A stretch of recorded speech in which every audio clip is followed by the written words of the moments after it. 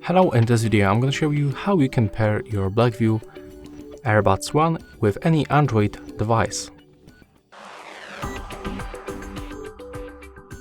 So in this video I'm using the smartphone, and first of all you have to remember to input the left and the right earbud inside this charging case, and also remove the foil that is attached to the pins on the both earbuds. So put it inside the case, close the case, and remember to charge at least for like 1 hour. Next, when you do this, you have to open this charging case and your earbuds will simply turn to the pairing mode automatically. So take a look.